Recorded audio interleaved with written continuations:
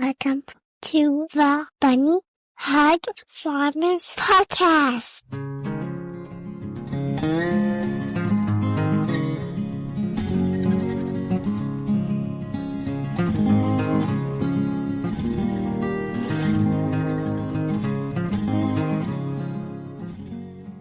Hi, everybody. Welcome back. You're listening to the Bunny Hug Farmers Podcast. I'm your host, Tyler Janin. I'm here with my co-host, Dallas Leduc.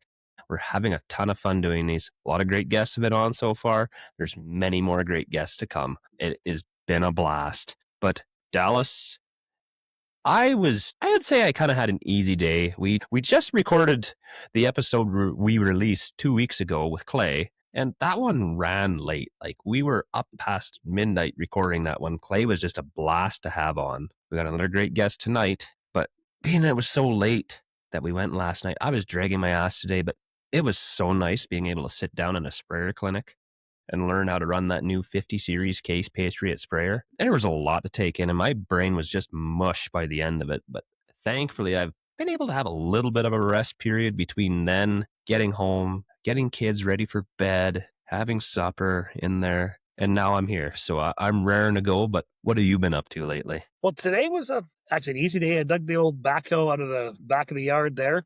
We got some rock piles we got to finish picking up with that. So I was working on some rock piles and got the backhoe all greased up. And, this is only the beginning of April, but up here in southern Saskatchewan where we're at, it is quite dry in this area. So I've got some land we purchased a few years ago. There were some rock piles on there that just irked me right off. So with that big K John Deere backhoe, I can scoop them up and dump them in the dump truck and haul them to the corner of the field where they'll never be touched again. And I pushed out the rock today. I dug it out and had to kind of roll it out of the field with that backhoe, about the size of a Honda Civic. So that was a big old pebble. But you know what? I stayed true to my word and I wasn't giving up. And my buddy with the big payloader was busy, but I got it out of the field, so it's done and gone. I don't like digging them. First of all, you got to dig a big hole. I didn't, the bury a Honda Civic 7-8 feet deep is going to take a massive hole. I just suffered through it and rolled it out. So that was today. Was working on getting rid of some rock piles, and that'll be tomorrow and the next day and the next day. We just pulled in big rocks out, and I've actually pulled a rock out that's that big with a bulldozer. Oh, you do some digging and ripping and tearing, and it's not easy on anything, but it's amazing what them Bridgeview bulldozers could pull out of the ground. Especially when you got like a 620 quad track in front of them. Oh, yeah. Well, I didn't even have a 620 quad track in front of it. I had just like a 435 T9 New Holland, so just a little guy. Hey, easy on them New Hollands. But you know what? We're talking tractors, and that got me excited because I love talking farming and I love talking tractors. Talking tractors reminds me of our next guest coming on here. We got Ryan Roossinck with Tractor Zoom. Tractor Zoom, if you haven't seen him, is on TikTok, Facebook, probably Instagram. All of them are out there. It's pretty awesome. Ryan is an awesome, cool dude. I've been following his stuff for a long time, and I'm super honored to be able to sit down and talk tractors and farming and everything else, and tractor pulling. Oh, I got a list of stuff. I got a list of questions, and I got so many things I want to be answered. So welcome to the Bunny Hug Farmers Podcast, Ryan. I really appreciate you taking some time out of your evening for us. We've waited a long time to pull this off, so I'm excited. Thank you guys for having me. Well, no, I got to thank you for coming on. It's an honor to have you on, and each and every one of our guests we've had on so far. I am so honored. The amount of people that take the time out of their day to come on and do this, and our listeners that take their time out of their day to listen to us as well, because honestly, I didn't think I was that interesting, and maybe a lot of people don't think I am, but we're still getting people listening. Yep. Every day. We get more people every day, and I get messages all the time, questions, maybe have somebody to talk about bees or whatever. It's just awesome. I just love it. But Ryan, I guess we'll dive back into you. Enough about me. You're a farm boy from way back when. Like, you want to just start off with some history and we'll just go from there? Sure. Farm boy has to be in the biggest air quotes that you can muster. I grew up I was born and raised in West Michigan on an apple orchard. My family's been growing apples since I think probably 90 or 100 years. And we've grown from, just a few acres to now close to 600 in a couple of different farms arranged, in the family. But we have that, and we have a cold storage or a controlled atmosphere cold storage with, let me think, it's either 17 or 19 CA rooms. Are you guys familiar with that? Do you guys know how that works? Not a Really clue. don't. Okay, so this is how you can go to your local supermarket or grocery store in July and walk in and get a fresh apple. If the three of us went picking apples in October and we picked a box of Honey Crisps and we put those into a controlled atmosphere room. Think of a room the size of like a high school gymnasium, like a smaller high school gymnasium. And once that room gets full of apple boxes, we'll stack them to, floor to the ceiling. Once that room gets full, we shut it. We suck out all the oxygen, all but about 2 or 3% of the oxygen. Really? We replace it with nitrogen gas, and we drop the temperature down to about 34, 35 degrees Fahrenheit. Just above freezing. Just above freezing. And what that does is there's not enough oxygen to start to decompose those apples. So you know what happens when you cut up an apple for slices on the counter. You got 20 minutes before it starts to go brown. Well, that's the apple starting to break down. You take away all the oxygen, you keep it cold, it can't do that. And so when we'll store those apples, and we warehouse for probably 25 or 30 different growers within an hour and a half's drive. And we'll store those apples and then we'll pack them. And, we pay the growers after, because we work with a broker and we run a packing line, wash them, wax them, sort them for color and size, and we'll fill the orders and we'll cut them a check. We've been doing it that way for 55, 60 years. So, okay, I'm really curious now. So when you tackle into that room and you go in there and start getting the apples, do you take like so many hundreds of boxes or crates out, and then do you keep the room that cold and suck out all the oxygen again? No, at that point, once we're done, because we can't open up a room and empty it in a day. That doesn't happen. But we'll keep it cold, and that usually is good enough because because it's when that room opens, the goal is get it empty.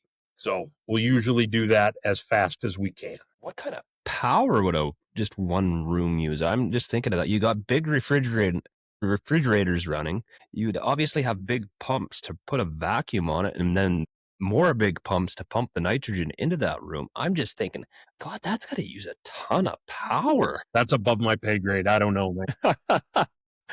Don't worry, solar and wind will handle that. That's fine. It's taken care of. What I can tell you is that when you open one of those rooms, like one that's been open for a little while, when you walk into it, the smell of the sweetness and the fragrance of the apples is utterly intoxicating. Like, how the Yankee Candle Company has, 19 different apple scented candles. Yeah, that's what it is. That's where they got that. That's where they came up with that idea. Somebody walked into a cold storage room and said, "Oh my Lord, this smells amazing." And it does. So I think I can get a little bit of a hint on that because I'm very fortunate in my yard. I got about a half a dozen apple trees, and some years I'll just get a bumper crop of them, and they just get piled up in the backside of my porch. And you walk into the porch of my house, and it smells so nice. Yes. And then I got the wife bitching in my ear that we need to get rid of these apples. I'm tired of tripping over them. No. So a lot of neighbors and a lot of friends end up with a bunch of apples, and I'm yet to get an apple pie back. Oh, yeah, that's not right. I feel like you need to change the way that you barter these out. Well, this isn't just because I'm nice. Hook a brother up. Oh, come on up. Come on up. I'll send you home with a box or 3. My wife makes the greatest apple pie on this planet. I swear. I'm actually a little more of a cherry pie guy. I'll eat apples on their own, but I'm more of a cherry pie guy. Well, fortunately for you, we grow some cherries too. Well, maybe I'll have to come down for a visit. We're starting to get rid of them. Cherries, you can't make a dime growing cherries. Really? They sort of, because they have to be. We grow tart cherries. We don't grow sweets. We have a couple of sweet cherry trees, and that's enough for the family to have cherries when they're in season. Mm-hmm. But we've got a few acres of tart cherries, and we go through and we shake them and put them in the when we harvest them, we put them into big metal tanks with cold water in them. and we keep circulating that water with cold water, and then we got to haul them to a processor. And some of them I think go for cherry juice. Some of them end up going for pie filling. Some of them end up getting ground up and put into those go-go squeeze. Oh yeah, yep. If you got young kids, you know what those are. Yeah, exactly. Exactly. For a while, the co-op that we were taking them to, the processor they were owned by, I can't remember the name of the company. Is it Matern makes go-go squeeze? But they would use that as like nutritional filler. So they would basically, I think, and I don't know this for fact, but I think they would basically skin them and mash them and basically turn it into pulp and extract all the cherry juice. But you've still got something there with moisture in it that kind of has texture and can provide texture along when mixed in with the applesauce. At least that's the way it was explained to me once. I'm learning so much today. So obviously you still have family still back in farming and involved in the old apple farm, obviously back at home. Mm-hmm. Yep. My dad is starting to slow down. And I think that he's probably going to be retiring within the next year or two, or at least backing off quite a bit. Go back to halftime and stuff like that.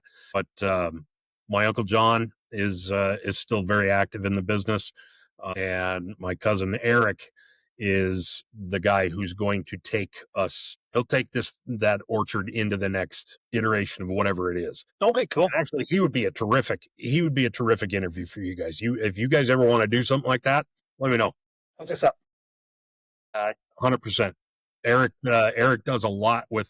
He's becoming known in the state of Michigan as one of the more progressive farmers. So he'll try new stuff. He'll try, he's grown some varieties that are so new that they don't even have names. I've told him on multiple occasions that if they decide to put that into production, we need to be credited with that. Yeah. It needs to be the Roossinck, not the red Roossinck or whatever.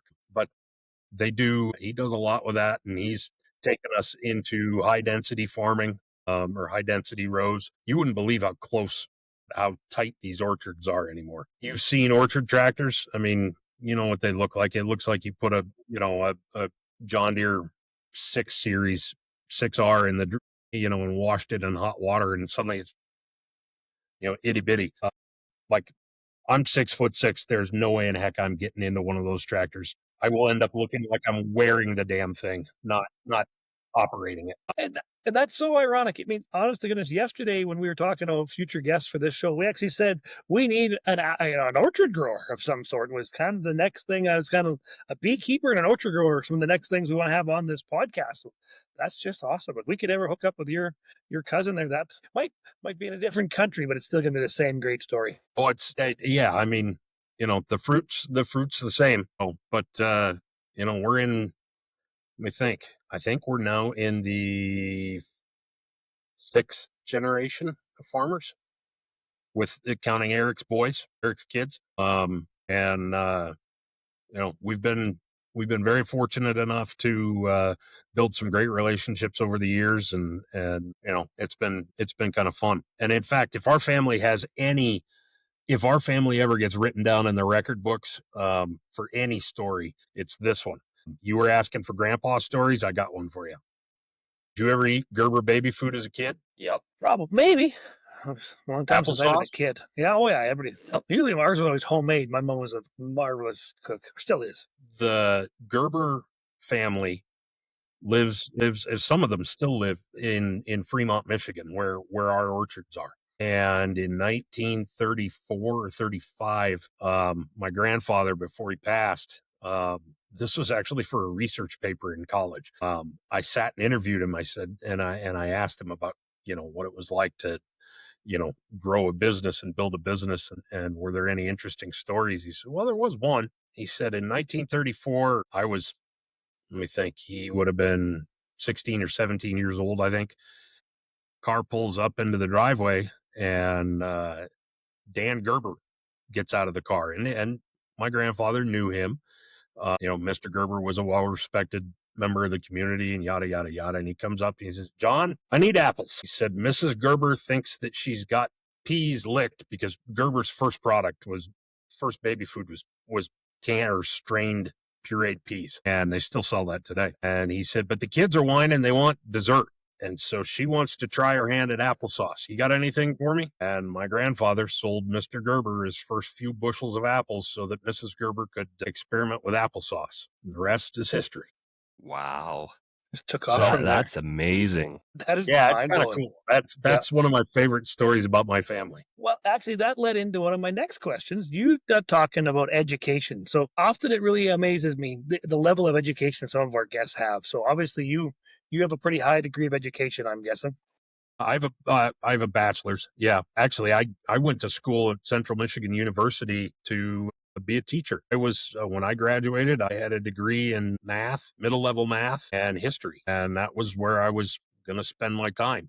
And it didn't work out that way, at least sort of. There's, I mean, to a point, what I do now, I've got a classroom of my own. Yep. It's a whole lot bigger, and you can turn me off if you don't like the material. I'm one of your students. Well, I don't do pop quizzes, so yeah. When you I do love when there's not a test at the end. Yeah. And I've even aced one of Ryan's tests. He had to guess the price of a New Holland combine the one time. And I know my way around New Holland combines. And I 100% guessed the price that combine was going to sell at that auction for us. I thought you did. That was that one in Kentucky, I think. Yep. It was a New Holland on tracks. Yeah, nicely loaded and yeah, good machine. Yeah, I would love to have it on our farm. If we ever grow a crop again, that's one of the things I want to have. But after college, I ended up coming out here to Central Iowa to get married to my wife, who is currently upstairs, and she's going to yell at me that you were too loud. Sorry, but we got married in 2002, and she still claims me. And we both were teachers. Actually, she was elementary, and I believe she had a certification in special needs. As it worked out, neither one of us ever ended up with our own classroom. Just we both were looking for jobs, as you know, in a post 9/11 world. All the school districts around here had reeled in the budgets, and unless you could speak multiple languages and you were willing to work for peanuts, just didn't feel right. And I guess now in hindsight, I'm very, very grateful for that. Sent me in an entirely different direction, but I can't imagine doing anything else than what I'm doing now. Well, that's like I was talking to one of the hired men today about, I was an RM counselor for just about 16 years here in my home community. And so I did my time, and I thought maybe someday I'd become Reeve, which would be one of the head guys on council. But then things just didn't work out. And when my time on council come to the end, Tyler and I had made one or two podcasts by then. And so when my time come for me to step off of council, we had started this podcast, and then I could commit fully, besides my full-time farming, I could commit fully my other sideline hobby, which was council. And now it is this podcast. So me stepping off of council has let us get this Bunny Hug Farmers podcast up and rolling, and hopefully just going to keep getting it better and better all the time. But I was able to focus so much more effort and so much more enjoyment into this than I would have had on council. I did my time, and maybe 16 years of this podcast, we'll have done our time. But for now, we're having a ball doing this, and I'm just so honored to be able to sit down with guys like Ryan, and then yesterday CK, and all the guests we've had over the years. I can't list them all now because there's too many, but they've all been so wonderful. Every day when I'm going to record a podcast, my day is just, I'm smiling from ear to ear all day long because I know I get to sit down and talk agriculture with some incredibly cool people. So it's just amazing. And look at me. And Tyler. Oh, yeah. Well, the problem is I talk to Tyler every second day, no matter if we're recording a podcast or not. So it's just awesome when you get to do this with a buddy, and it just how it's led us to here, and just been amazing. We talked about it. We talked about it in our last episode, just the amount of new friends both Dallas and I have made doing this podcast. It's been amazing. Like the connections we've made, and some of it, Dallas has definitely seen more benefit from it just with his TikTok and Facebook page, the benefit on his business. And it's huge. And the ironic thing is, like I said, Tyler and I talk at least 2 or 3 times a week. That's pretty common for us to talk that often. We recorded, I think, 7 podcasts together before we ever met. Really? We live 4 hours apart. Right. So we had never met until March, and we started the podcast in January. So, I mean, that's just, but when your heart's in agriculture, It was just so easy. Yeah. And I think that goes for anything that you're passionate about. I've done the podcast in a manner of speaking. Me and a couple of buddies used to do a Facebook Live, like no filter, no airing, no tape delay, no editing podcast about tractor pulling. And we had an absolute blast doing that. Well, you were involved in getting Farm for Profit's Facebook page killed, weren't you? Or TikTok page? Oh, really? We're going to go there? I was I will watching. I will tell you, and I remember seeing you in. I was there the whole time. I know you were. I was there the whole time. Farm for Profit does it. If you're listening to this podcast and you're enjoying this, go listen to Farm for Profit. Those guys do a great job. I really enjoy listening to Corey and all them guys down there. But they have their genre and their area they're in, and then Tyler and I have ours. So, but you go enjoy theirs. That's a good time. But I was listening to one there, and all said, "Oh, I know Ryan. I follow him. And I know the Millennial Farmer, and know this. Randy, the Master Pipe Layer." And it looked like everybody's sitting back having a good time. They recorded the podcast and did a TikTok live, or I think they were on all of them, and. Yeah, there was some pictures of the Millennial Farmers in a mankini that should never have been put on air, and it killed their TikTok page. Like TikTok yanked the whole page on them. Yeah, wouldn't even listen to an appeal. Tanner was so mad. Well, you know what? It made me a fan, and as soon as they restarted their page, I clicked into it and followed. Yeah, I'm glad. I'm glad for my sake because I was kind of part of it. I was fairly quiet during. I mean, you remember some of the topics. It got off the rails in a hurry. Well, rails through the ditch. It was, it was the bottom of the trench. Yeah, it was everywhere. Yeah. I didn't get home. Corey and Tanner's studio is about 35, 40 minutes away. I don't think I got home until 3:00 in the morning. And we recorded on a Thursday night, and I had to be in the office the next morning. And, I didn't overindulge or anything like that. Like a couple of those guys did. They probably both should have crashed on couches but whatever. I assume they did. I'll just leave it at that point. Let's assume for the purposes of this conversation that they did. No. So we did have fun we did have a good time that night. Yeah. And that's when you get to see guys cut loose a little bit. Then you really get to know people that way. We're open someday, and we are going to do it someday for sure. We're going to get together with some guests in a room, set it up. We can record it through a MacBook or something. We've never done one together yet, and that's going to be a lot of fun when we can finally set that up. It's just so ironic. Like, I'm 4 hours away from Tyler. Our guest yesterday is 7 hours away from me. You are 14 hours away from me, but we can all be sitting here in one little chat room on the internet, just having a great time. But talking about getting together with your buddies and having a good time like that makes me want to do a little spin into our mental spiel bit that we do here all the time. Because out here on the prairies, we all know farming just isn't a job. It's a lifestyle. It's early mornings, late nights, breakdowns in mud, weather that doesn't care, and bills that don't wait. And even though we're tough, sometimes the weight of it all gets too heavy. Stress and anxiety and burnout, they can sneak up on anybody. It doesn't matter how long you've been farming or how strong you are, and nobody has to deal with it alone. The Saskatchewan Farm Stress Line is here for exactly that. It's confidential, it's judgment-free, and it's run by people who understand the ag life, whether you're dealing with financial pressure, family stress, crop issues, or just feeling overwhelmed.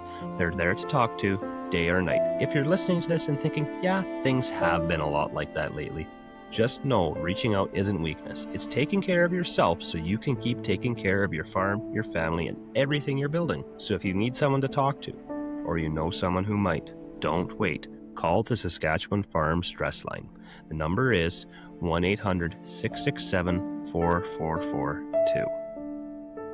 And the National Farm Crisis Line is 1-866-327-6701, in case you're listening outside of Saskatchewan here. And if you're in the States or whatever, we have quite a few listeners in the States. And if you're having some of them issues and you want someone to talk to, a little bit of Google search, and I guarantee there'll be somebody there to talk to. Because, what I find is instead of us taking care of some of these mental health issues, I know people that have went the other way. They've went hard into liquor, they've went into drugs, and they've derailed their entire lives because they can't handle some of the pressures that we're dealing with in the agriculture community these days. So, there is so many more coping mechanisms than going that direction.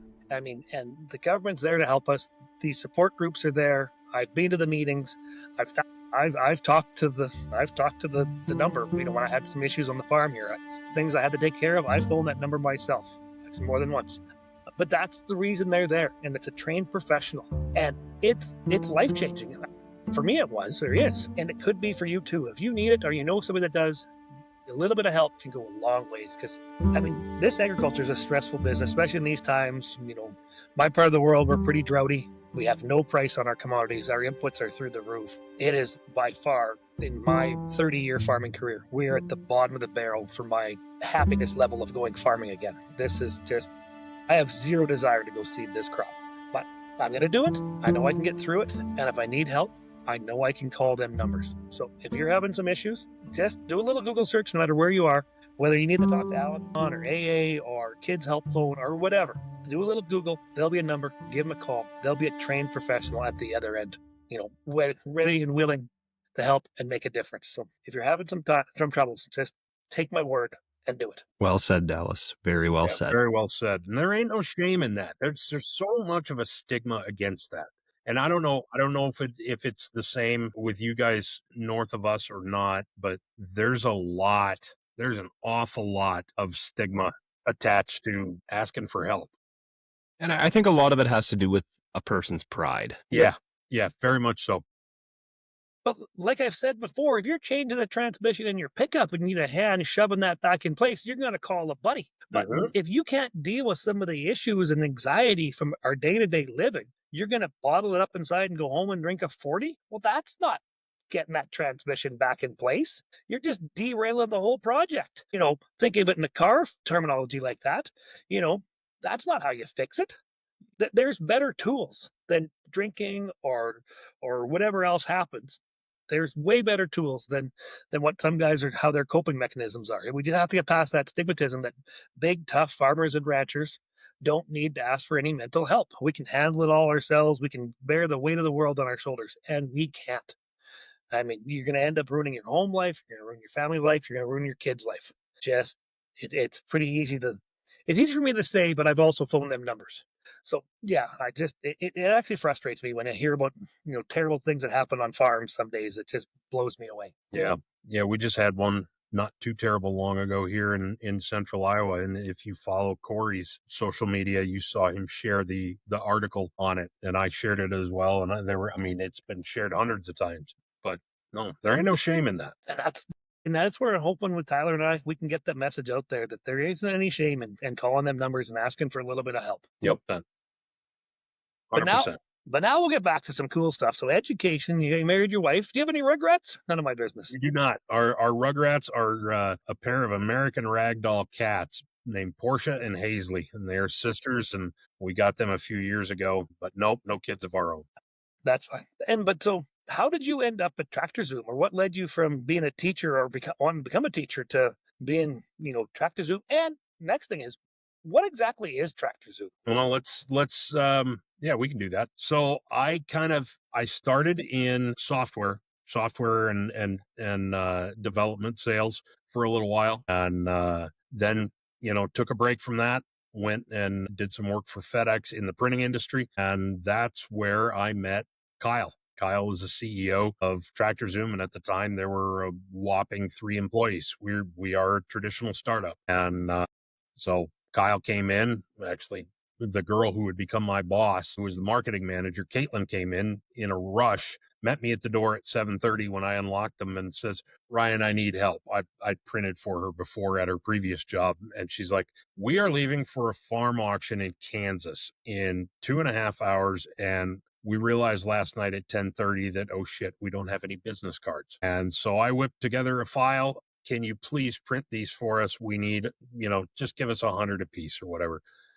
"Yeah, sure. Sit tight." And so I put those together for him. And I said, "What's this deal? You were in finance for when I met you, you were in finance. What are you doing now?" She's like, "Well, trying something new." And she told me a little bit about what Tractor Zoom did. And I thought to myself, this is a company I kind of feel like I need to keep an eye on. And so I did. And they kept coming back because they had some rented co-working space not far from my office. So they kept coming back when they needed, poster boards and handouts and presentations and stuff like that as they were trying to, do fundraising. So I met Kyle. Kyle's the CEO and the founder, and we hit it off right away. And I kind of treated every interaction with him like it was maybe a little bit of a job interview, but stepping, I guess, kind of zooming out a little bit, this is where kind of the tractor pulling thing comes into play. I've never pulled a tractor. I have no desire to do it because You're missing out. That is a drug that I would never recover from. Okay. Yeah. And I'm the worst wrench in the world. I have no business owning a pulling tractor. And no, that's not going to happen. But I can throw down on some camera equipment, and I really love to take pictures.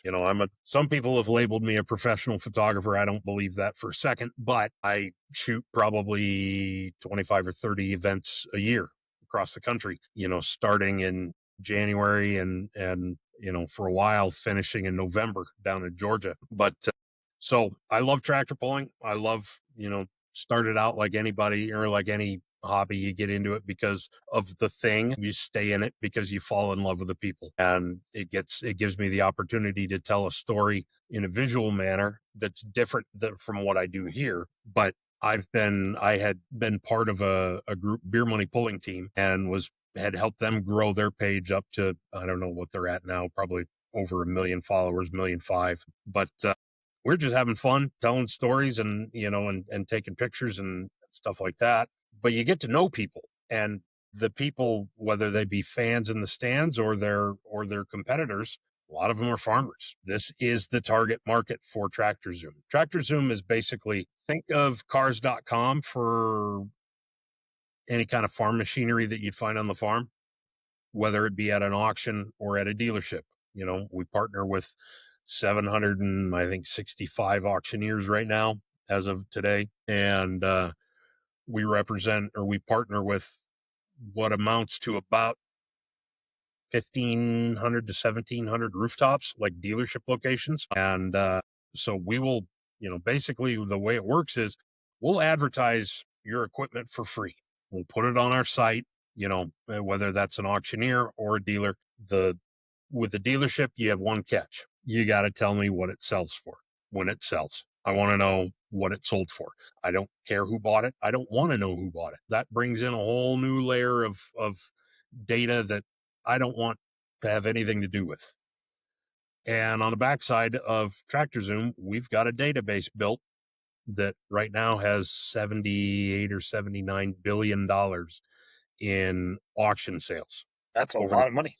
Yeah. And once your database gets big enough, you can start to tell people what their stuff is worth with a fair amount of accuracy. And when you get to as much in it as we have right now, you can start to look at trends, and you can analyze trends, and you can start to look into kind of the crystal ball and see what things are doing. So that makes me want to ask you a question here. Hit me. And we spoke about this here prior, but our listeners at home, they don't know about this. So a year ago, my family, we bought this 2394, and that's the original hours on it right there, 4,707. It's actually about 5,000 just due to a warranty claim on the dash when it was new.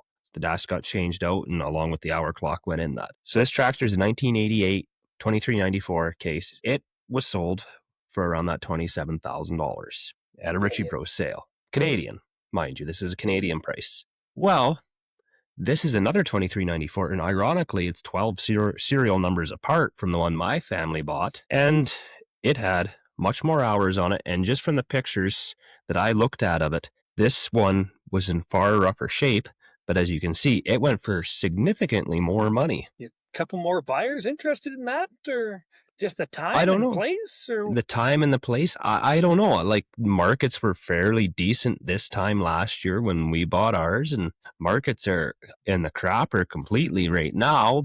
But is it because of all this newer iron being so high priced that it's still chasing this older iron up? I think that there's an element to that. Now, there's also, there's the standard canned answer that any given day, and if it was a retirement sale and he was, the guy, it was an estate sale and he was a beloved farmer, those kind of auctions sometimes turn into, maybe a little bit of a celebration of life. And sometimes people pay their respects with their wallets. We've all seen situations where that occurred, where a tractor went for what we might consider to be stupid money. I don't like saying that. It feels rude to say it, but big money, bigger than you'd expect. Yeah, ridiculous money. Yeah. And some of that is, human nature does some weird things. I had a buddy, I have a buddy who lives in Cahokia, Missouri now, but he grew up in Western Missouri, Northwest Missouri. Sam's grandfather, about 6 years ago, retired from farming and had his auction during COVID. It was September of 2020 and maybe 21. I forget which. Doesn't really matter. But he was a red guy, farmed with 86s and a few older ones. And Sam had grown up learning to drive on a 1086, spent all his time on grandpa's lap in it. 6, 7, 8 years old, he was learning how to run it with a baler behind it. And Sam asked me once at breakfast, because Sam and I know each other through tractor pulling. He asked me once at breakfast during an event. He's like, "What should I be intending, or what should I be budgeting to pay for this tractor?" And I told him, based on the hours, it was a 9,000 hour tractor. It was the nicest 9,000 hour 1086 you've ever seen. Believe me, it was beautiful, and it is beautiful today. But I told him, Sam, you can pay whatever you want. The data tells me that they're worth about 15 in that shape. He's like, all right, that's kind of what I had in my head. And I said, let me know how it goes. And Sam stayed home from a tractor pull that I went to, but all of us knew that that was the day that he was going to get grandpa's tractor. And he pulls in, he's got his coffee in his, he pulls in his pickup, and he parks and he's having coffee, just him, and looks out the windshield, and he sees some dude who isn't Sam, isn't grandpa, and isn't part of the family climbing up into that tractor, and his blood started boiling right then and there. And and Sam's a lover, not a fighter, but Sam saw red, and he's like, there is no way in hell that tractor is leaving this family. And that budget went all the way out the window. He's like, I'll pay what it takes. He's like, I don't want to. He's like, I know what I should pay, what Ryan told me. Anyway, Sam got into the bidding, and this tractor comes up, and there were the auction was very well attended. And some dude from nobody knows where, we don't know where, he came looking for that tractor. He was going home with that. He wanted to go home with that 1086. Wasn't from anywhere around there, because all the local farmers knew that Sam's buying that one. And homeboy just started running him up. Didn't really know what was happening. All he knew was that, boy, someone must want that tractor, but I want it more. And so this old boy from out of town just keeps on, running up the bid. And Sam's like, what in the heck is going on here? He's like, I didn't know what to think, but he's like, I'm damn sure not going to lose it. And and basically what happened, as I understand it, is a local kind of figured out what was going on and was nearby enough that he went over and he grabbed that bidder by the, when you did something bad and your mom or your grandma really wanted your attention, she'd grab you right here. Okay. Imagine a big ham-fisted dude like me doing that and saying, son, this ain't your tractor. Homeboy stopped bidding, but Sam still ended up paying $21,000 for it. 1 second.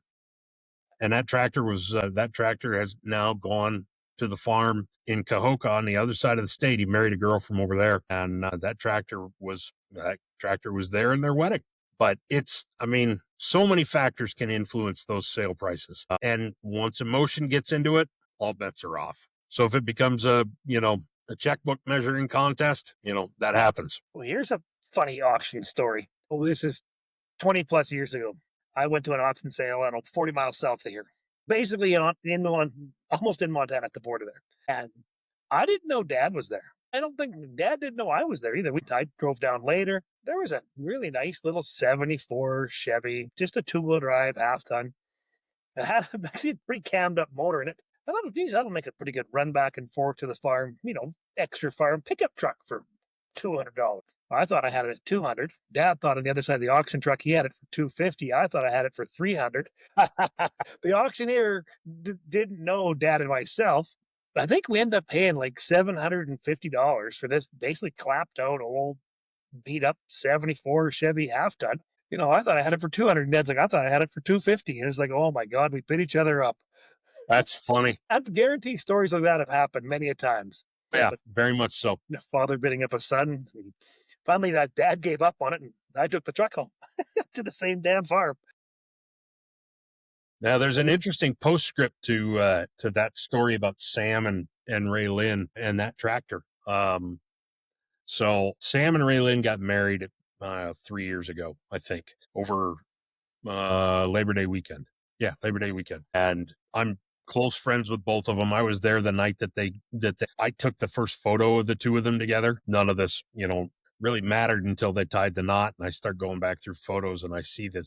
Holy crap, I actually took the first photo of the two of them together and they never saw it. And it was at a tractor pull. So Kara and I went down there to the wedding, and I brought my camera. I threw my camera bag in, and because I knew that Sam was bringing the 1086 would be there. I figured I'd get pictures of him climbing up into it and whatnot. Well, we all know 86s. That's not the right tractor to take your bride away from the church in. The door's on backwards. The door's on backwards. There's all sorts of levers and things like that. You think wearing carpenter pants is bad. Imagine trying to get out of that thing without disrobing yourself accidentally. It's 3 levers away from being a Polaris. Yeah, exactly. So Sam thought better of it. He parked it at the reception, and he parked it he didn't know that I was coming with a camera, but I got there a little bit early to the reception. I took a whole bunch of photos of it and got the tractor looking all majestic and all that kind of thing. And so part of my wedding present to them was I told the story of that tractor. I wrote it in an Interesting Iron article, and the Interesting Iron article, it's still up there. But one of the things that I've done since early 2020 is once I get an article finished, I basically gift wrap it and I send it over to Successful Farming, and they put it up on their website. And they put it up on theirs, and somebody from Case IH saw it. And it was, it must have been in 2022. Yeah, it was, because I think their 100th anniversary was 23. Maybe it was 24, whatever. But they were doing kind of a big dog and pony show with, I've read or Farm All Runs in the Blood and stuff like that. And they were interviewing people who'd been red for generations. And somebody saw that story and called me and said, "Hey, we're with the company that does marketing and advertising for Case IH, and here's what we're doing. We'd really like to meet Sam and Ray Lynn. We'd really like to interview them." Sure. All right. Here's their number. Give them a call. Then I called Sam, and Sam had a heart attack when I told him that Case IH was going to be calling. And they ended up having Sam and Ray Lynn on. They did a show that was with Lee Clancher and Max Armstrong. And I can't remember, This Week in Agriculture or something like that. I can't remember which show put it together, but it was a special show that was all about the heritage of Farmall as a brand and IH as a brand. And they actually interviewed him and brought him up and brought him to Racine and did the whole thing. So it was kind of cool. Sam just loved it. Cool as heck. But I told the story, and yeah, it was kind of fun. That kind of reminds me of a kind of a fun tractor story that maybe it's really only interesting to my family, but my grandpa was the founder of our farm, essentially. There's more to the story than that, but he sold 7 steers to buy a brand new U6 Farmall tractor. I guess it was a McCormick Deering, not a Farmall. Yeah. It wasn't a Super 6. It was just a regular 6. And it wasn't long after wartime. So as many people know, getting materials, it was short and tractors were short. So anyways, there was this W6 that he had bought at a little town near us called Fairlight. Well, as I said, tractors were short. And there was one that they were showing at the Brandon Fair, which by today's standards in a car is about an hour and a half away. So nowhere near that quick at that time because we didn't have the major highways we do now. They wanted $50 to bring it in on rail, to have it railed to Fairlight, and then Fairlight is just a 10-minute drive from the farm here. So he said, screw that, I'll drive it home. So I can't remember what time of year it was, but it was a colder time of year, and on his way up there, It rained the whole way. Him and a buddy went up in the truck.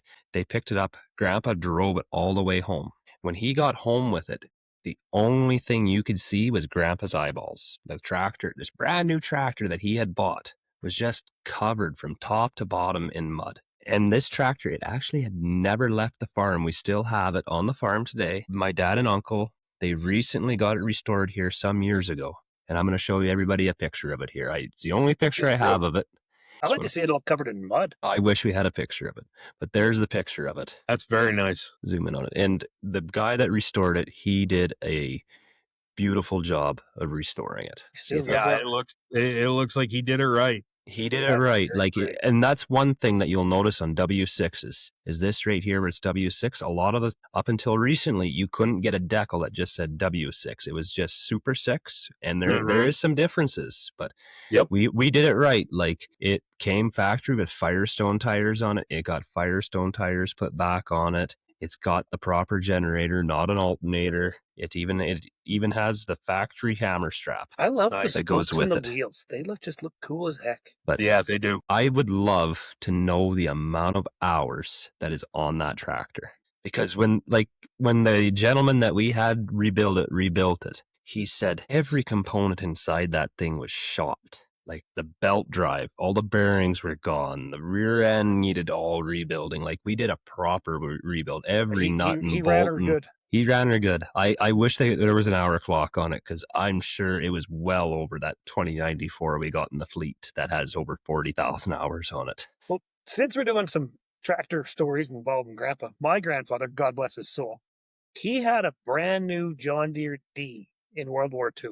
He had a small little shop at the farm, and the D was in the shop, and it was winter, and I guess he wanted to get the tractor running for some reason. I think Dad knows the story. I'll have to ask Dad that knows the story better than I know. And Grandpa was a smoker, and it would have a Zippo in his pocket, and the fuel line was froze. And if he didn't it had water in it, probably gas wasn't that great back in the 40s. Well, if he didn't have his Zippo out there trying to unthaw the fuel line and catch the damn tractor on fire. No. And lost the D and lost the little farm shop, all lost in the fire. And this was during World War II, so tractors were like everything else. They were on a ration. Yep. And it took him quite a while, and he had to get his name on a list. And I think he ended up with a Minneapolis U or a G. Dad would know this. I guess you asked my dad first in the story. And then he got that. That's what he farmed with for years. He got the U, and then, or whatever it was. Then he ended up with a Deutz air cooled after that. But so I was, this is 40 years ago. I would have been 10 or 11. Grandpa finally, from a neighbor way down south in the hills, bought a running D again. That was the first D he ever bought. Grandpa would have been in his late 70s. This was 50 years after he lost his first D. So I went down with them and helped them drive. I didn't have a driver's license. I was just a kid. Grandpa drove the tractor. I drove Grandpa's pickup all the way from 25 miles an hour. I think a John Deere D has about a 4.5 mile an hour road deer. They are one slow tractor. What feels like that? And so that tractor that Grandpa bought meant a lot to me. So after Grandpa passed away, my uncle inherited the land and the machinery. I bought that D that Grandpa rebought. And we had it running not that many years ago, but I got to get it from Grandpa's farm to our farm. And I'd like to do just what Tyler has with theirs, just a full restoration on it. Because like Uncle Richard said, well, that tractor means nothing to me. Grandpa didn't farm with that tractor, but I said, it means something to me. I was with Grandpa the day he bought that tractor. Grandpa's pickup truck, the alternator went out at the farm. In Grandpa's farm to Mom and Dad's farm. Like my grandpa and my dad didn't farm together. Two different farms. We own Grandpa's farm now. We bought it from my uncle. But they never farmed together. Well, I think the alternator went out, and the only thing that could get running at the damn farm 20 years ago, was that D. And it's like 3-hour drive. 2-hour drive to go from Grandpa's farm to here, because there was no phone, there was nothing. They putts that old D from one farm to the next, and then drove it back a few days later because the alternator in his truck quit. That's what I love about telling these old farm stories. I mean, that story means a lot to me, not to anybody else, but it means a lot to me. But I like being able to share it, and I hope people appreciate hearing it. But speaking of cool stories, I followed your series with Mr. Kinsey there, I forget his first name now, but he John has some remarkable tractors. You went through his collection there, right? From the biggest of big to the littlest of little, and two 4440s stuck together, or whatever that was. Was it 4440s? 4850s. One that looked like the giant green 2+2. Yeah. And I love how he said, well, what can it pull? I've never pulled nothing with it. I don't want to get it dirty. I'd have to clean it. And my Yeah. tires don't match. Yeah. That must have been quite a meeting with him to go through that collection of stuff. Dallas, I never in my wildest dreams thought that I would even get to meet him, let alone have 2 full days uninterrupted. Just him and me BSing about tractors. And that's really and truly what it was. That's amazing. It was a lot of fun. And I owe this to Successful Farming. They kind of hooked this up, and they vouched for me, and they said, "Hey, we got a guy who does some writing for us. We think you might enjoy him." Theoretically, he did. I never asked him. I said, "Did I live up to expectations?" I didn't want to ask. But yeah, John and I had a blast. And when I knew that we had gotten this done, one of the things that was most important to me was, because you can see it if you look carefully in some of the videos, you can see that we're mic'd up. We're both wearing lavalier mics. We're actually wearing 2 different ones for each of us, one for the Successful Farming cameras, one for our cameras. And I told my boss, Lucille, who was coming with us, I said, okay, so here's some things that I know about John. He gives these tours a couple of times a year, and he does. And if you want to get your name on the waiting list, you can. And they are parsing through the tours, and they do a couple of them a year. And you get to tour the Kinsey plant, and you get lunch, and then you go and look at the cool tractors with John. And he'll take a tour group of about 50 in there, and they do 2 or 3 days of tours a couple of times a year. And I'd had my name on the list since 2021. Still on the list. I've never gotten a call. So that tells you how long that list is. But I knew that there were a lot of people, because, I mean, as far as collections go, let me ask you guys, can you think of any collections that are more well known? Well, one, I was going to mention this, but do you remember Farm All Land? Yeah. It was owned by Jerry Mez. I Yep. unfortunately never got to see it. My dad went and seen it just shortly before all the tractors were sold off, and I was just crushed to never be able to go I'll to show it. you something before we sign off tonight. I have my own little piece of Farm All. Oh, you're lucky. I heard they had the best pie. I never tried the pie. But I will tell you, I was there at Farm All Land more after the doors had closed than when they were open. Oh, yeah, it was. That's a different story. That one, Jerry was a pretty cool cat. Let's put it that way. he had some very interesting tractors. I haven't looked for a few years, but I used to watch tons of videos on it. It was just so interesting to see those Farm All tractors. Like, he had just about every one. Well, a video that you've probably never seen. I went live there 2 or 3 times, and it's on Facebook, and it's still up as far as I know. It should still be there. So if you go back to 2020 or 20, maybe 19, it'd be a lot of scrolling. But I went through that collection live on my phone, and Farm All Land was a pole barn. We all know what pole barns do to cell service. It was terrible. And I'm sure the video's choppy and crappy in spots and yada, yada, yada. Yeah, if you want to take a look through some of those things, they're still out there. But yeah, that place was kind of special. Okay, cool. That I didn't know. I don't know about that. I'll have to do some research now. It wasn't that it was an exceedingly rare collection of tractors. There were a few that were fairly rare. Like he had one of, I don't know, maybe probably less than 5 or 10 French Farm All. I think it was an FU 235D, maybe. I don't know. It was like a Super A diesel or something. But it was French, and it was kind of neat. And I think I might have seen 2 of them change hands since I saw that one sell at auction. But he did, yeah, he had some really neat stuff. But I think what struck me about this, and I wrote an article about this after Jerry passed, and my hypothesis or my perspective on it is that Farm All Land wasn't nearly as much about the tractors as it was the passion of the people who ran it. Okay. Jerry and Joyce, because you couldn't get 7 feet in the door before you could feel there was a little bit of electricity there. Mm-hmm. My dad, he talked, like, Jerry gave Dad a personal tour, and Dad was like, I just couldn't get away from the guy. Like, That's the way it was worked. awesome. Yeah. And I had my own little tour with Jerry on Probably one of the worst days of his life, but I had a tour. I had Jerry to myself in a more or less empty farmall land for an hour and a half. And it was one of the most fulfilling hour and a halves of my professional career. Period. End of story. It was a day that, because as the sales kept happening, because Ken and Mike Gerard did the sales, and I started writing preview articles about them, talking about the stuff that I thought was cool and some of the history and yada, yada, yada. Well, I went out there on a day that, because Ken asked me, he's like, what do I owe you for this? I'm like, nothing, unless there was a book that hung in a little shadow box on the wall, and it was the Octane Press Farmall book, and I already had a copy of it, but I thought that would be pretty cool. And if I could get Jerry to autograph it, because Jerry had a 1256 Wheatland on the cover of that tractor. And I'm a sucker for 56s. I love 06s, 56s, and Wheatlands with fat fenders. Oh yeah. That's the money right there. When you say the fat fenders, are you talking the round fenders or the square ones? No, I'm talking the round Wheatland fenders. You like the round ones. Okay. And there were two varieties. There were the skinny ones that covered like half of a 23 or half of a 24. Mm-hmm. And then there were the fat ones that covered all of it. Yep. I know where there is one for sale right now. Huh? I know where there is one for sale right now. I should not own a tractor, period. Just say it.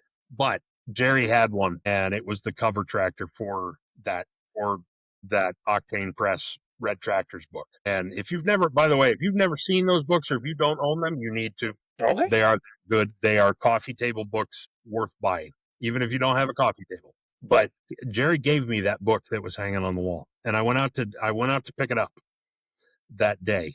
And that day happened to be a day where he saw a lot of his favorites leave. Like he saw one of the 1468 leave that day. He might have seen the 4100 leave that day. So he had to watch some things pull out of his lot that he knew were never coming back. And that was hard on him, because he looked at that. I mean, he looked at those things as his babies. And when I got there, I talked to Ken and Mike, actually. And Mike said, well, you just missed him. It's been a rough day.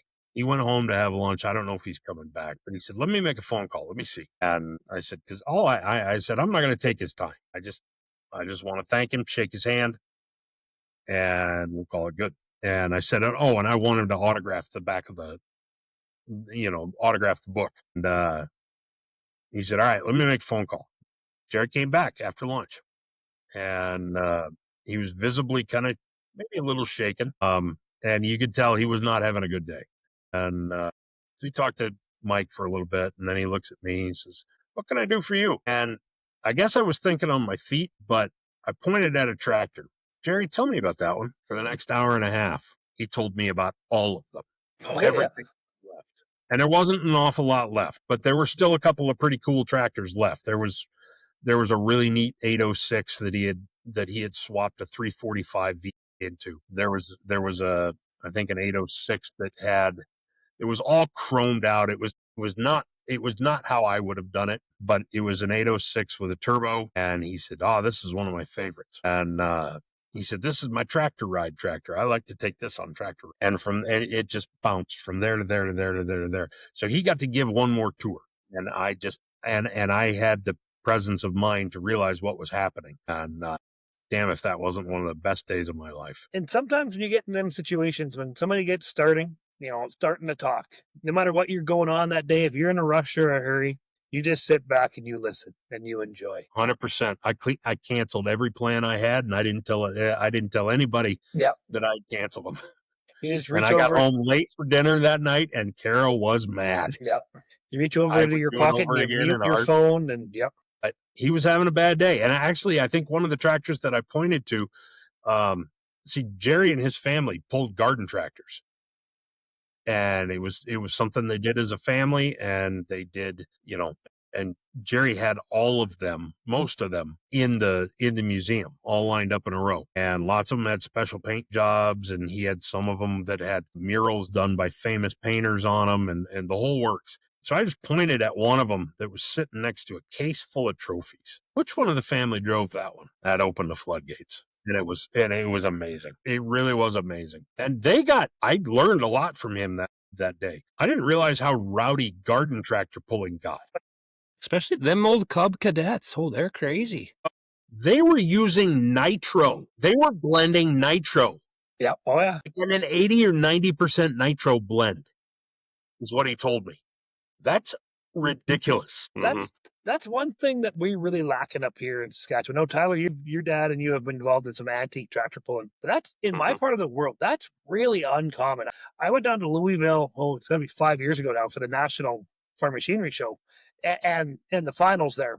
Well, I'd never seen nothing like a 10,000 horsepower pulling tractor in a hockey rink before. But this farm boy there, besides being incredibly deaf, that was. Yeah, I was going to say, your ears still ringing? Well, and we had awful seats to begin with, just awful behind the starting line, and that's why you got to be in the pits. That's where it's at. We moved down to about 4 rows off the bottom at the finish line. Do you know how loud? Well, you know how loud it is, Ryan. I know exactly how loud that is because that's where I usually shoot. Well, I'm going to check through all my photos and videos. Maybe I got a secret one of you in there. I guarantee you do. Yeah, because, nothing's louder than a 10,000 horsepower or whatever them big ones with the 4 engines are. At full song, basically stalled out at the finish line, screaming away for every last millimeter is just... I remember... It gets intimidating because a lot of the pulls that my dad and I have done, they have the modified on one track and we're on the other track for the in-between when they're changing the tractors and resetting the sled.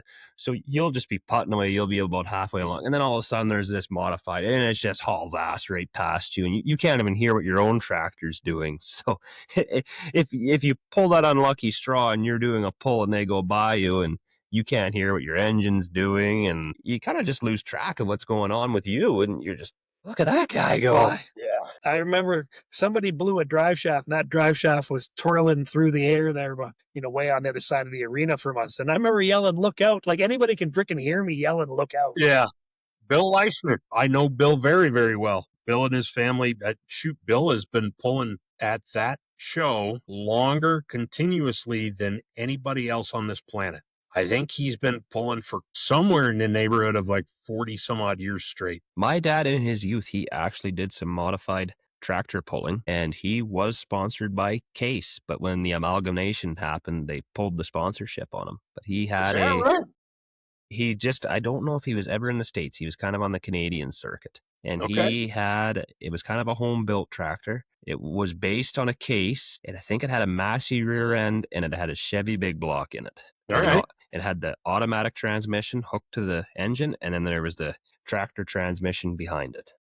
Okay. Super Bee was the tractor's name. So if anybody listening that was fortunate enough to be alive at that time and got to see my dad pull, they know what I'm talking about. And I wish I could have seen him pull in the modified, but we still actually have the engine and the tractor frame. Is that right? So one of these days, Dad and I are going to put it back together and put her back on the circuit for weekend fun. If not that, you just got to go and buy a $250 cheap raggedy ass, square body and put it in there. Just make sure that Dad's not bidding across the, on the other side of the auctioneer's trailer for you. That's right. The thing is, them old square bodies, they're worth their weight in gold now. Everybody wants them. Boy, yes, they are. Yeah. So, do you have a favorite pulling tractor or a favorite event or show you'd like to go to? I do, actually. I'm a diesel guy. Mods, two-wheel drives, minis, they're all great. I love them. I've got a lot of friends and loved ones from all of those classes, but deep down at heart, I'm a diesel guy. And I love Pro Stocks. Everybody loves Pro Stocks. 680 cubic inches of giant intercooler and as big a turbocharger as you can spin. They're making upwards of 5,000 horse now on a single charger. 24 5s in the back. And they're a whole lot of fun to watch. That chill that just goes up your back when you hear it spooling up and the smoke starts rolling and you just hear it start to load down and all just gone like a rocket ship.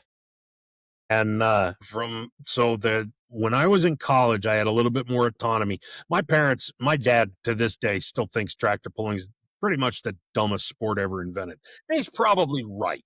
Nobody likes to light money on fire more than tractor pullers, but you love what you love. And when I was in college, I was not quite under, I wasn't under mom and dad's thumb quite as much. And so I could travel just a little bit. And I remember going to a pull down in Allegan, Michigan, which is probably 2.5, 3 hours from where I went to school. And I saw Don and Kevin Masterson with the River Rat and the Tinker Toy, and both pro stocks, both John Deere. At the time, it would have been, the River Rat would have been and still is a 60/30.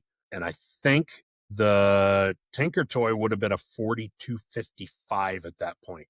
Now it's a 7230R. But for whatever reason, I identified with those tractors. There's just something about them that I loved. And I will credit those guys and one other tractor that is no longer, where the driver is no longer with us, for being the tractors that really set the hook in my mouth and pulled me into tractor pulling. It was Kevin Masterson and his dad, Don, with the River Rat and the Tinker Toy, and a guy named Jerry Van Dorpy who had a 986 called the Screamin' Demon 2. And it was a diesel super stock. It was a 4-charger affair. But without regard to that, I got into the tractor pulling, not from a spectator perspective, but also kind of started thinking there's got to be a way to, I wonder what it would look like to take really cool pictures of these things. Like if a Sports Illustrated photographer took pictures, or a NASCAR photographer took pictures of pulling tractors. Nobody had ever done that before, really. There's plenty of photographers that do that, and do tractor pulling photos and stuff like that. And they've done it for 40, 50 years, but they always seem to turn out like snapshots. Nobody had ever really done kind of an artsy fartsy thing. I started trying to, experiment a little bit with that. Got into a few tractor pulls and took some photos and started to figure out some things that worked, and paid my dues and put a lot of miles on cars and drove a lot of late nights and slept in Walmart parking lots and Hy-Vee parking lots. And, just to chase the sport that I loved. That's awesome. Did you ever see the pulling tractor? And this is a family friend of my family's. My dad actually pulled against him back when my dad was doing it in the modified. The tractor had 2 Allison aircraft engines on it, and I can't remember the name of the tractor. It was owned by Bill Lawrence from Melita, Manitoba.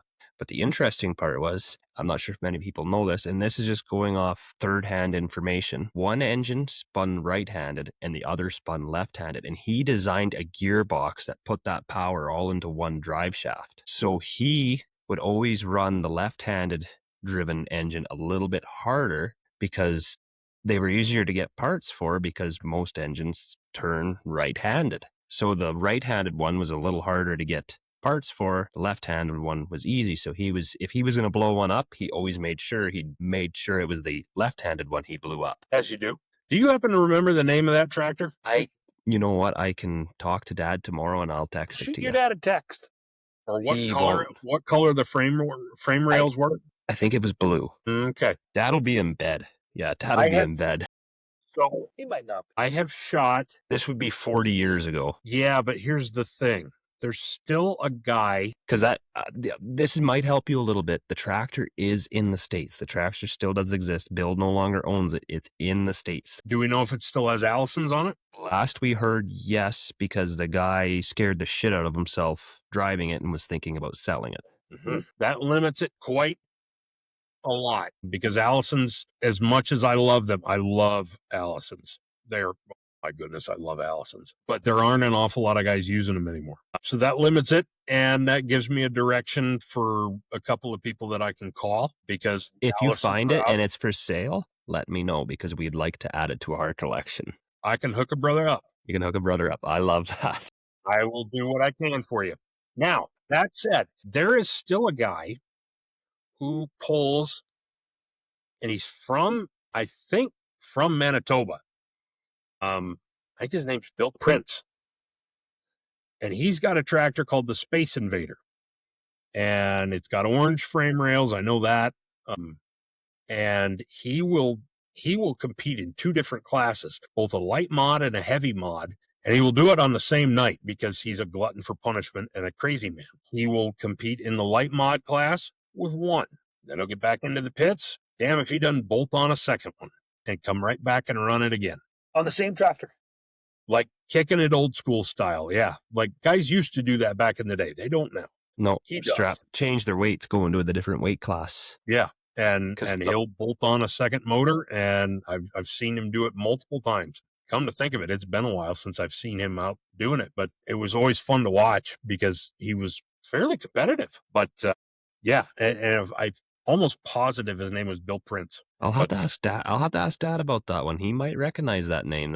We just recently started doing the antique tractor pulling here again just this last summer, and good. A lot of the people that Dad ran into, they recognized him, and my dad was out of the sport for almost 40 years. And they're like, "Oh, what are you doing back here?" "Oh, well, we're doing some antique." "Well, do you got your modified here?" "No, not back into the modified yet, but if I get it points at me, my son's going to run it if we get back into it because I'm too old to do it now. So we'll see." That's awesome. And That's awesome.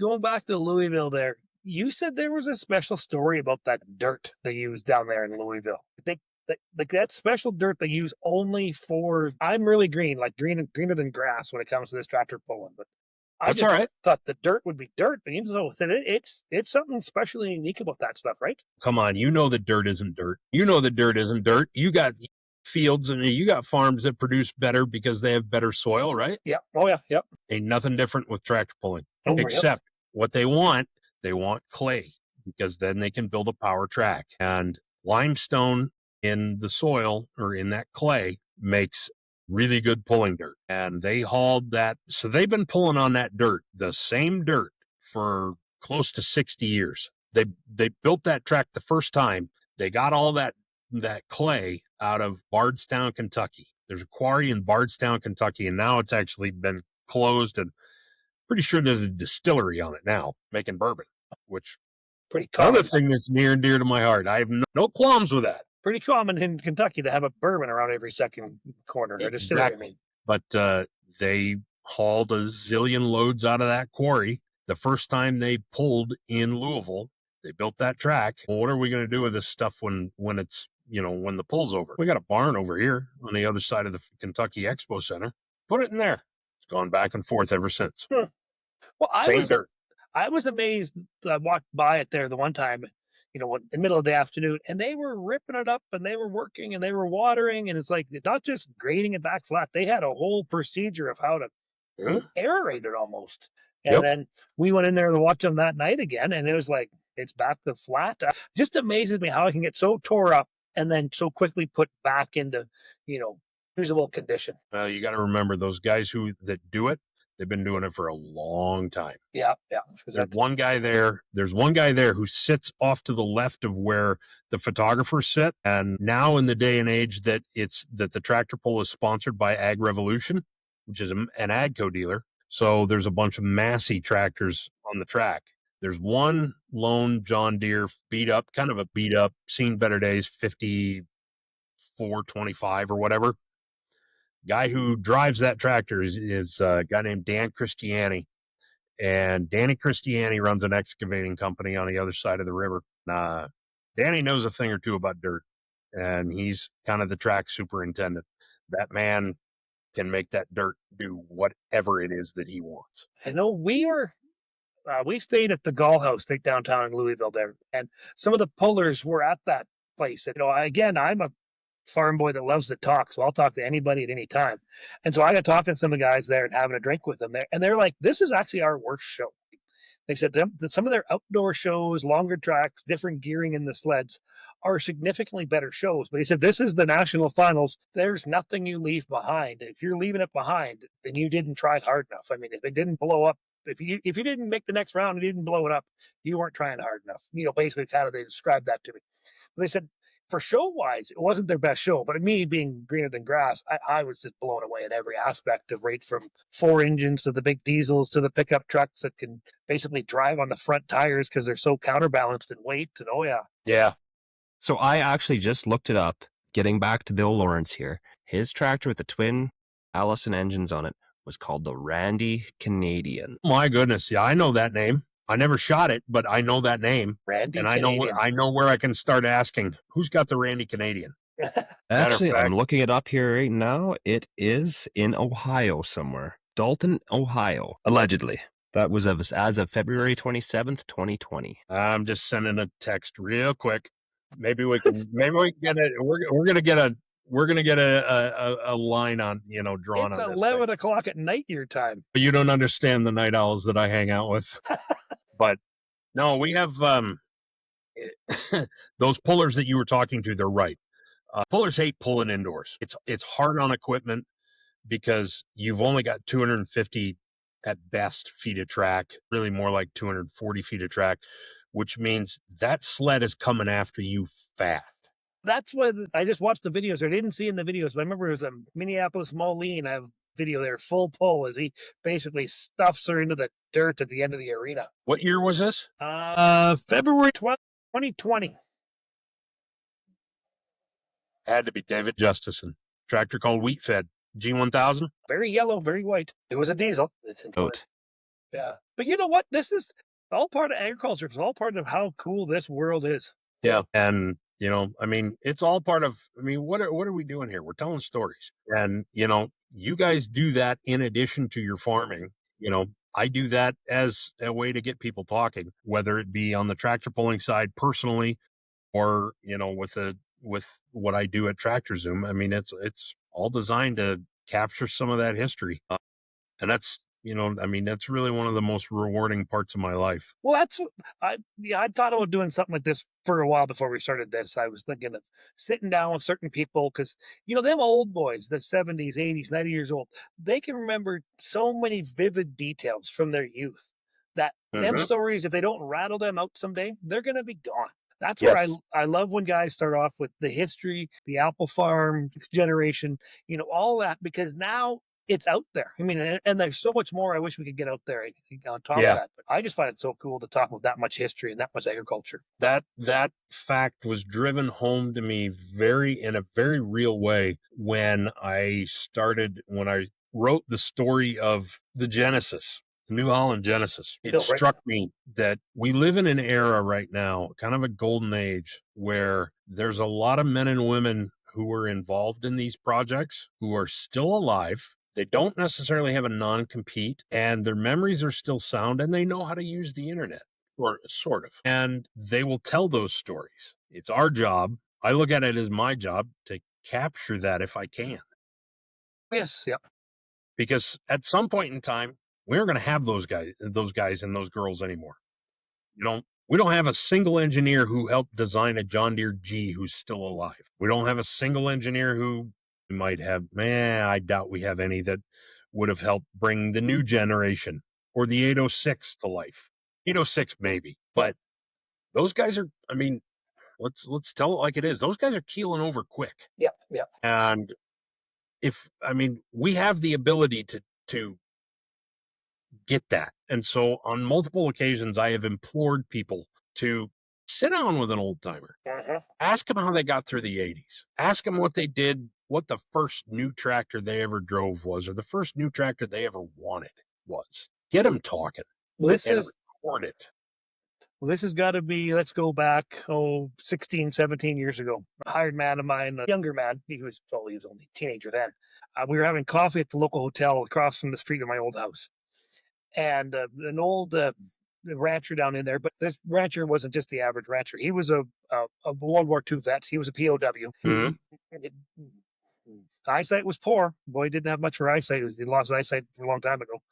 But man, to be able to sit there and tell the stories, and that's what I told the young friend of mine. I said, like, the chance that you're ever going to sit down in your lifetime with a World War II POW that still has his marbles, that can tell stories, you just sit back and you listen. And that's where a guy wish I would have had a phone like I have now, where I could just hit record. And them stories that Boyd rattled off there for that 40 minutes we had coffee with him, I'd have in my phone. Yeah. That's, in my lifetime, he's the only POW I've ever, prisoner of war from World War II, I've ever sat down with and had a coffee with and talked about what it was like to be in a prison camp way back in the day, which is just unbelievable stories to hear it firsthand. Yeah. And those guys are going by the wayside. We just don't have all that many of them left. And so to the extent that we're able to capture some of those things, or some of those stories, preserve them for another generation, even if they don't give a rip about farming.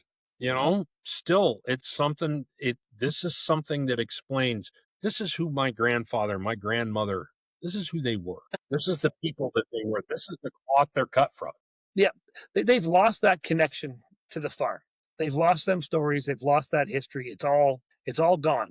Grandpa never told it to Dad. Dad never told it to you. Them stories, how Grandpa come over on the Mayflower, they're no longer with us. They'll never be told. Right. So that's where it's kind of like, I listen to you when you do your videos. You're kind of like a modern day Paul Harvey in a way. How you can Please don't put me on a pedestal like that. I do not deserve to be there. But I mean, maybe not that high up. I mean, Paul Harvey's pretty amazing, or was amazing. But I mean, you be able to share a story and that means something is always phenomenal. No matter who's telling it, but to be able to do it in a high quality like that is also impressive. Yeah, it is 100% something that I take kind of seriously, just because you are doing justice to more than just ag or machinery. You're helping to preserve a family's legacy there, and that means something to me. Yep. On the machinery side, there's so many great stories out there, though. And you've heard some of them, and some of them have grown and stretched and become bigger than they probably ever were. And I do a lot of research when I put some of these stories together. It takes me hours. I'll spend hours putting together the research so I can put together a script on a video, because I want to get it right and I want to make it relatable and do the best job that I can with it. Some of the stories kind of write themselves. If you need any better example of that, just Google Chuck Pelly and the John Deere 4430. Chuck Pelly was an amazing designer. He's still alive today. He's the guy who designed the Soundguard cab. Okay, yeah. And Chuck was an automotive designer from SoCal, and he grew up. He went to the hoity-toity art and design schools in Los Angeles, and he was a prodigy. And designed beautiful sailboats and some of the most beautiful race cars ever, sports car race cars ever designed, but then ended up with, working on moving out to Waterloo and working on the Soundguard cab. And he was adamant that the Soundguard cab, even in its infancy, not in, prototype, the executives needed to see it moving, see it in motion. And so he mocked one up for this big meeting where all the top brass was going to be there, and they were going to debut this is what the prototype cab looks like. Yes, it's on a 42 or a 4020. Use your imagination. But it was, a prototype of the Soundguard. And Chuck can do a lot of amazing things. One of them that he can't do an amazing job of is drive a tractor. But he designed it, just couldn't drive it. But he was forced. He forced himself to do it because he was passionate about the project. Wanted the execs to see it. So he drives this. Somehow or another, he drives this tractor out with this big cardboard mock-up Soundguard cab. Somehow or another, he loses control of the tractor. It gets away from him, and I'll be damned if. Obviously not a good tractor driver if you can lose control of a tractor. Well, somehow or another, he did.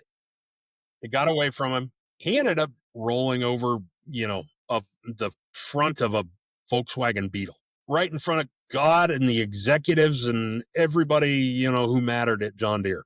Just drove over Phyllis from accounting's little, blue Volkswagen Beetle or whatever it was, and wrecked it, destroyed exploded the batteries, ruptured the fuel tanks. Everybody goes running for the hills. Chuck thinks he's fired. And if it had been me, I probably would have found road gear and just headed for the hills, waited for the wind to blow that stupid prototype cardboard cab off, and I'd just go live in a barn for the rest of my life. Chuck didn't, but he fully expected he was going to be fired. And so he's kind of just waiting for somebody to march in with a cardboard box and say, "Pack your stuff, Skippy, it's time to go." And one of the engineers, the head of engineering, pops his head into his office a day or two later and says, "Hey, so got a minute? We talked this over, us and the rest of the team, and we know what happened was it sucked. It was terrible for everybody. Phyllis will get her car fixed, yada, yada, yada. We want to offer you a job. We want to offer you a different job. Maybe not in the design realm. We want you as head rollover engineer. You think you can handle that?" And he starts, and he started laughing because he couldn't keep a straight face. And they kept him on. And Chuck worked there for another, 3-4 years before he left and went back to SoCal and started his own firm called Design Works. And he started it in true California style in his garage. And that company, they grew, they designed a lot more stuff. You remember those old Nokia candy bar phones? Oh yeah, The ones where you used to play Snake on? They designed those. They designed dentist chairs. They designed seats for Corvettes. They designed a Steiger or two. And then they were bought by BMW and they became BMW Design Works. And you want to know who their first client was? John Deere. John Deere. And they're still a client today. They've had BMW Design Works has had their hands in every tractor since about, I think it was probably the 20 series, the 8020 series, maybe even the 8110 or the 8010s. All the R's they've had design input on, all that kind of stuff. And Chuck no longer works for BMW Design Works. He sold his interests in it. And now he just, he does guest lectures and stuff like that and tries to inspire new designers and, the young kids today. And that guy is on my bucket list. He's a guy that I would give anything to sit down with and buy him dinner. Yep. And just sit and listen. But there's all sorts of stories like that.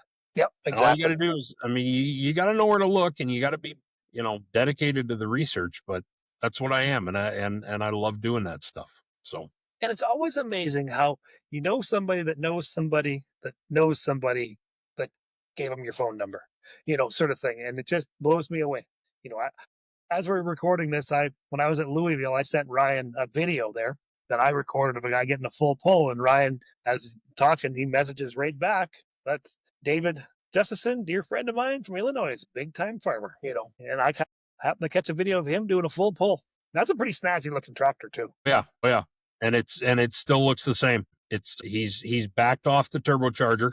Pro stock right now is kind of a money pit kind of game because you can run whatever size turbocharger you want.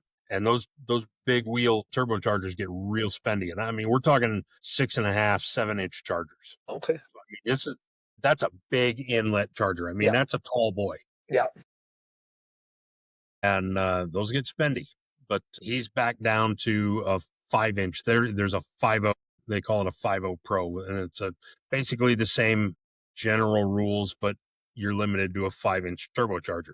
Helps for durability. It's a little cheaper to run. Still puts on a great show. They make great noises, and they make pro stock noises, and they shoot fire out of the stack during the summer, and you don't have to spend all of your waking hours, keeping them running. So, but yeah, David still pulls, all summer long with the ITPA. He's got a lot of farm ground that he covers. He switched his operation from John Deere. They were 2 or 3 generations deep in John Deere, and they got frustrated, and he basically grabbed his nuts and made the switch to Fendt, and they are almost all Fendt now, and he's having a blast. He says they take good care of me. The equipment works so well, and he loves it. Well, Fendt is the highest end of Agco Corporation stuff you can get, as far as I'm concerned. It's just, a lot of it's the same assembly line. It's just that the highest end of high end is your Fendt line. Too many buttons for this guy. There's a lot of buttons in there. Boy, don't ask me to try and program one. No, I don't know if I could drive one. The guy circling the moon here had less buttons. Yeah. Yeah, the Artemis probably has less buttons and knobs. Fendt. Yeah. Like there's a video or a meme or something here. There could be a meme on that one for sure. I've sat in the cab one or two of them, but they're busy. Busy's cool, but I like my little old school, like my little Massey 399. I think that's, for cheapest Borscht little tractor we have there. But I've just looked at the time here, Tyler. We're like an hour and 40 something into this. So time you edit this one down, you'll be well over an hour and a half. So man, Ryan, thank you so much for the stories and taking the time out of your day and sitting down with a couple of farmers from the middle of nowhere, Saskatchewan, that yak about farming, agriculture, tractors, history, auction sales, and there's still more on my list to talk about, but I guess that just means a part 2 someday. Hell, I can't think of a better way to spend a Thursday night. Yep. All we'd have to do is make the weather a little warmer so we could do it on a tailgate. Or a little wetter, as far as I'm concerned. We're getting plenty of rain right now. We have a pond in the backyard right now. Do you have a big fan you could aim that towards me? Because I could use all the wetness I could get. I know that there's a few guys who we both know in common, one being Corey Hillabo, who would be happy to do that.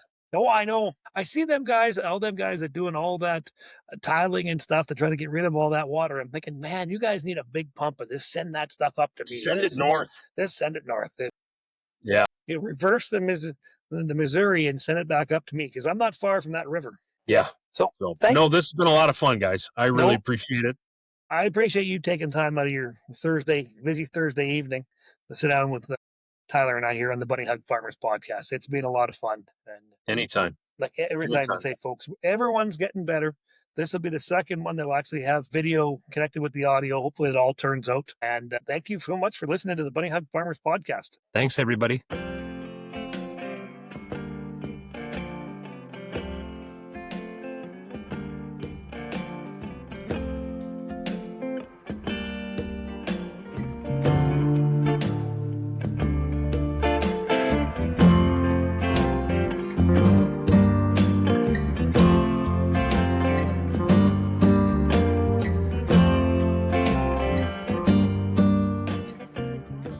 Hi, everybody. It's Tyler Janin here.